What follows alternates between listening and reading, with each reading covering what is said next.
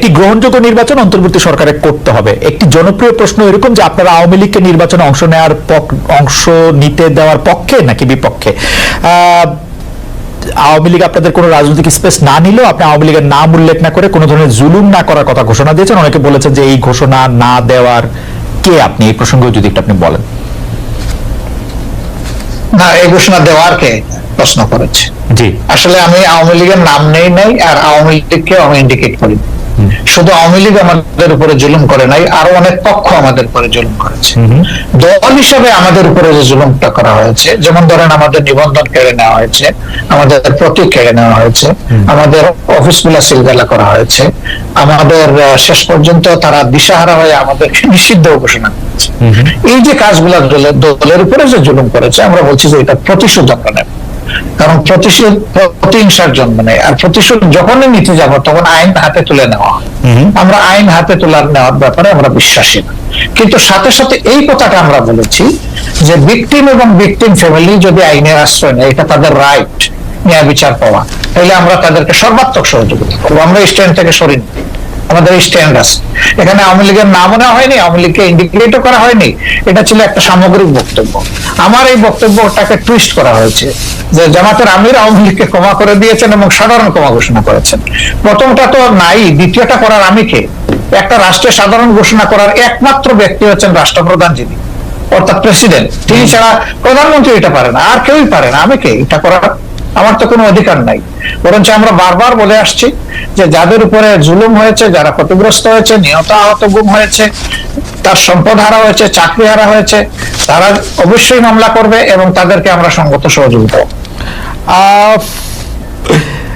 আচ্ছা, এইটি অবশ্য আমাদের একটি প্রশ্ন, কারণ হচ্ছে যে পত্রপত্রিকায় যেটি ছাপা হলো আওয়ামী লীগকে ক্ষমা করে দেওয়ার ঘোষণা জামায়াতের আমিরের, অনেকেই বলেছেন যে আপনি হয়তো খোলা মনে সাদা মনে সেই ক্ষমাটি ঘোষণা করতেই চেয়েছেন, কিন্তু পরে যখন আপনার দলের লোকেরা বা আপনি ফিরে গিয়ে চাপের মুখে সেটি আবার একটু বক্তব্য অন্যরকম করছেন। বিষয়টি কি ঠিক? মোটেই না, আমি মোটেই না। আমার বক্তব্য টুইস্ট করা হয়েছিল, সেটাকে আমি ক্লিয়ার করেছি।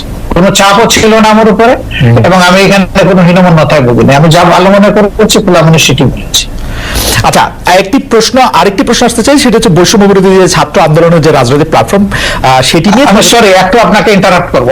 আপনি বলেছিলেন যে আওয়ামী লীগ নির্বাচনে আসুক, তারা রাজনীতি করুক, এটা আমি চাই। জি, আগে আওয়ামী লীগকে ডিসিশন নিতে হবে তারা আসলেই রাজনীতি করবে কিনা, তারা আসলেই রাজনীতি চায় কিনা।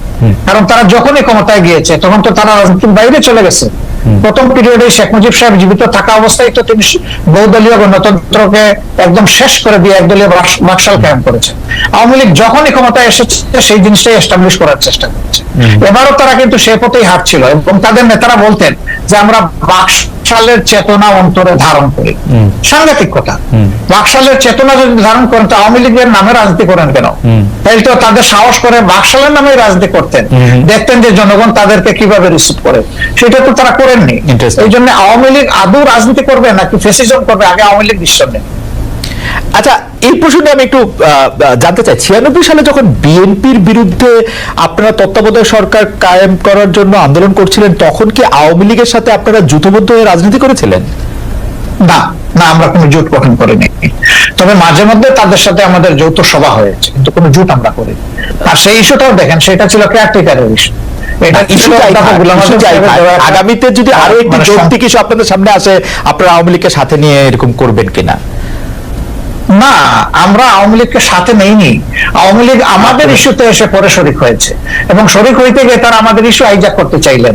স্বয়ং শেখ হাসিনা বলে ফেললেন যে এটা তার মানুষ, মানে তার ব্রেইনের প্রোডাক্ট, ব্রেইন চাইল্ড এই কেয়ারটেকার সরকার। মানুষ হাসলো এটা নিয়ে, যে এর 2 বছর আগে জামাতে ইসলামের পক্ষ থেকে Abbas Ali Khan on behalf of professor Golam Azam, তিনি কিন্তু এই কেয়ারটেকারের ফর্মুলা জাতির সামনে উত্থাপন করেছিলেন একটা জনসভার মাধ্যমে।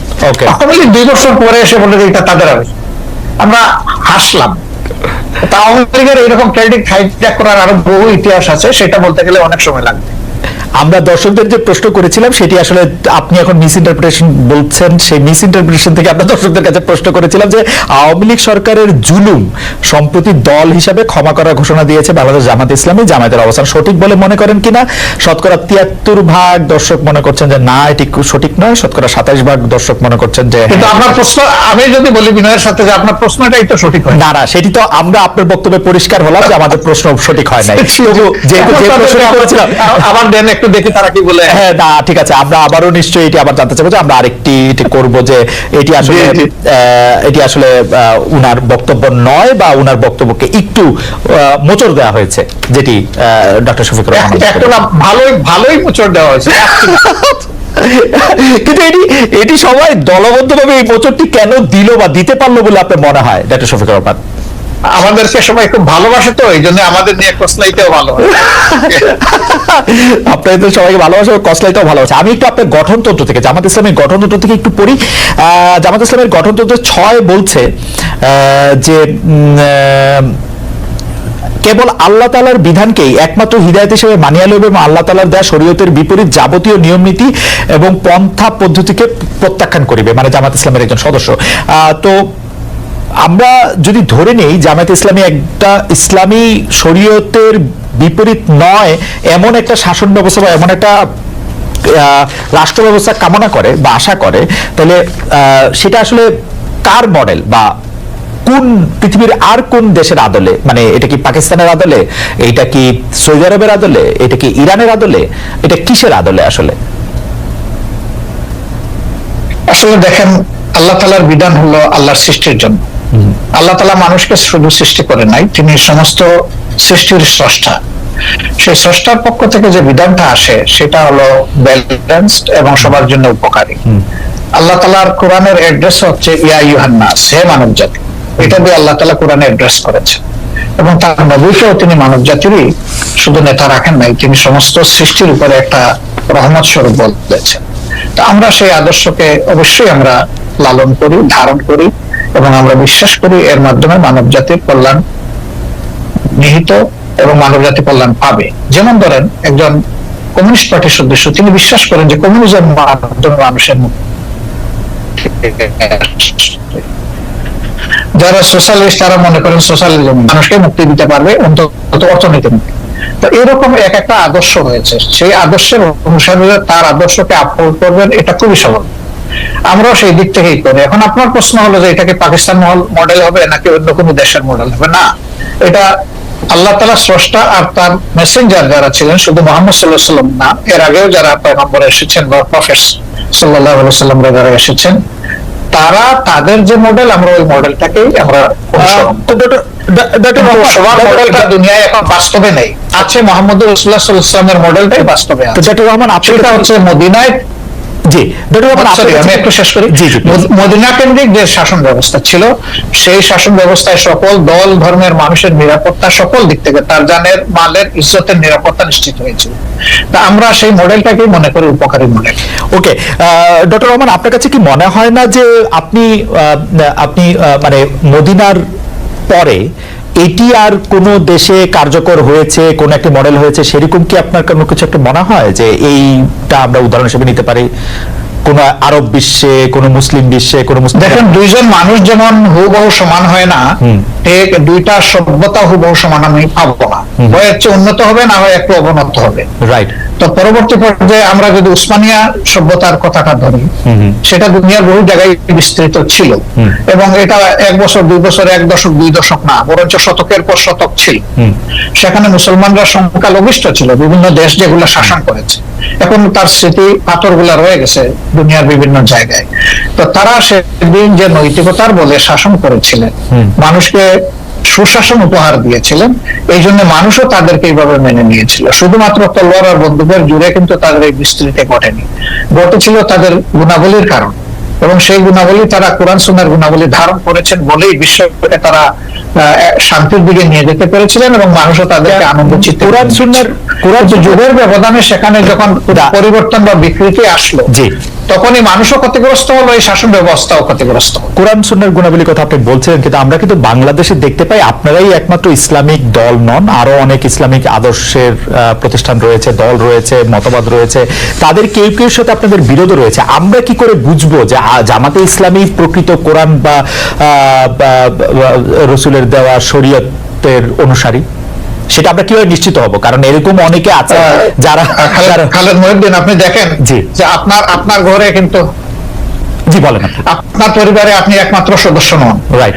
আমি আশা করছি যে সেখানে আপনার মিসেস আছেন, আপনার ছেলেমেয়েরা আছে, এই 4-5 যারা আছে তাদের মত কিন্তু সব ব্যাপারে যে এক হয়ে যায় বিষয়টা এমন না, কিন্তু তারপরে পরিবার কিন্তু চলে, পরিবার কিন্তু ভেঙে যায় না।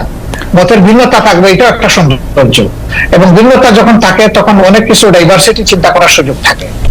আমাদের মধ্যেও সেই রকম ভিন্নতা আছে, এটা সকল ধর্মেই আছে, এই ভিন্নতা সকল ধর্মে আছে। আচ্ছা, এটাকে বড় কোনো ম্যাটার হিসাবে আমরা দেখি না। তবে যারা ট্রুলি মানে ইসলামের ফলোয়ার, তারা এক কোরআন মানেন, এক আল্লাহ মানেন, এক রসুল মানেন, এই 3 জায়গায় তাদের কোনো মানে দ্বিমত নাই। সুতরাং মতের মূল জায়গাটা ঠিক আছে, বাকি জায়গাগুলো খুঁটিনাটি একটু এদিক সেদিক হতেই পারে, এটা কোনো বড় ব্যাপার। ইসলামের ডেমোক্রেসির জায়গাটা কেমন? মানে ইসলাম কি, আপনি মদিনার কথা বলছিলেন, আমাদের রসুল সাল্লাল্লাহু আলাইহি ওয়াসাল্লাম বা তার পরে যেসব খলিফা অন্তত 4-5 যেভাবে নির্বাচিত হয়েছিলেন বা যেভাবে ইয়েতে বসছিলেন, সেটা কি গণতান্ত্রিক উপায়ে নির্বাচিত হয়েছিলেন তারা? অবশ্যই, অবশ্যই। তারা তখন যারা মানে সমাজে মতামত দেওয়ার মতো সেই পর্যায়ের লোক ছিলেন, তাদের সকলকে নিয়ে তারা বসেছেন মসজিদে নববীতে অথবা অন্য কোন জায়গায় বসে, তাদের অধিকাংশের মতের ভিত্তিতেই অ্যাপয়েন্টমেন্ট গুলো হয়েছে। আপনি তাই মনে করছেন? তাই মনে করছেন, এটাই ফ্যাক্ট, এটাই হিস্ট্রি। তারপরে যখন আব্বাসীয় উমাইয়া বা ওসমানিয়ারা, দেখেন আমাদের দেশে, জি না সেটা তো আমি খেলাফতে নিচ্ছি না, আমি খেলাফতের যুগটা বলতেছি। এরপরে ধরেন যখন হলো, এই খলিফা যখন কেউ হয়ে গেলেন, তিনি কিন্তু এভাবল অল ইন অল হইতে পারলেন না। এই ধরনের বহু ঘটনা আছে, আমি এখন কথা লম্বা হবে সেই উদাহরণ আমি দিচ্ছি না, বহু ঘটনা। মানুষ সেখানে হাইলি ডেমোক্রেটিক রাইট এক্সারসাইজ করেছে, আলহামদুলিল্লাহ। আচ্ছা, এটা যদি আমি বাংলাদেশের ক্ষেত্রে এইটাকে একটু বলি, যে আপনাদের গঠনতন্ত্রে ইসলাম প্রচার, ইসলামের দাওয়াত, ব্যক্তি জীবনে ইসলাম চর্চার বিষয়টি নিয়ে বারবার বলা হয়েছে। এক্ষেত্রে বাংলাদেশের অমুসলিম নাগরিকদের জন্য বা যারা ইসলাম বিশ্বাস করবে না তাদের জন্য জামাতে ইসলামের রাজনীতি করার সুযোগটা আপনি কেমন দেখেন? আদৌ কোনো সুযোগ আছে কিনা? আমি পড়ছিলাম গঠনতন্ত্র, সেখানে আমি দেখতে পাচ্ছিলাম যে তারা সকল কিছু মেনে নিলে বড়জোর সহযোগী সদস্য হতে পারবেন। এটা বাংলাদেশের সংবিধানের সাথে সাংঘর্ষিক হবে না? বাংলাদেশের সংবিধান বলছে সবার জন্য অধিকার সমান হবে, কিন্তু আপনারা বলছেন যে মানে তারা আসলে একটা নির্দিষ্ট পর্যায় পর্যন্ত শুধু যেতে পারবে। এইটাকে আপনি একটু সাংঘর্ষিক মনে করেন? এটা আপনার একটা ভাইটাল কোয়েশ্চেন, অবশ্যই গুরুত্বপূর্ণ প্রশ্ন। দেখেন, আমরা তো কাউকে ইনফ্লুয়েন্স করব না, আমাদের আদর্শটা গ্রহণ করতে এবং দলে আসতে আমরা ইনফ্লুয়েন্স করব না, কিন্তু দলের দরজা তাদের জন্য বন্ধ করা যাবে, আমরা দরজা খোলা রেখেছি। প্রয়োজনে গঠনতন্ত্র তো আল্লাহর কোরআন না, কোরআনের আলোকে রচিত। কোরআন পরিবর্তন করা যায় না, কিন্তু গঠনতন্ত্র পরিবর্তন করা যায়। আমাদের গঠনতন্ত্রের দেখেন যে 22-23তম সংস্করণ পর্যন্ত হয়তো আছে, আপনি পাবেন, রাইট? তার মানে কি? তার মানে হলো আগের যে জিনিসটা আমরা মনে করেছি পরিবর্তন করা দরকার, মূলনীতি ঠিক রেখে যুগের চাহিদাকে অ্যাড্রেস করার দরকার, সেটা আমরা করেছি। হবে, সবগুলোই হবে, অ্যাকোমোডেশন হবে, কোনো সমস্যা হবে না ইনশাআল্লাহ। এই প্রশ্নটা করে ফেলি যে আমরা আপনাদের গঠনতন্ত্রে যেরকম পড়তে পারছি যে 33% 2020 সালের মধ্যে নারী সদস্য সম্পৃক্ত হওয়ার কথা, সেটা হয়েছে কিনা? নারী নেতৃত্বের দিক বিবেচনা করলে নারীরা জামায়াতের কোন পদ পর্যন্ত যেতে পারবেন? এটি 1 নম্বর প্রশ্ন। 2 নম্বর প্রশ্ন হচ্ছে, জামাতের গঠনতন্ত্রে একটা বড় পরিবর্তন এসেছিল কিন্তু আসলে নির্বাচন কমিশনের নির্দেশে, আপনারা তখন এটা খুব খুশি মনে পরিবর্তন করেছেন, সেটা না কিন্তু এটা করেছেন। এই প্রসঙ্গে আপনি একটু কি বলবেন? দুটি প্রশ্ন। আসলে আমরা যেটাই করি আমরা ডেমোক্রেটিক ওয়েতে করি, আলাপ আলোচনা করেই করেছি, আমরা একমত হয়ে করেছি।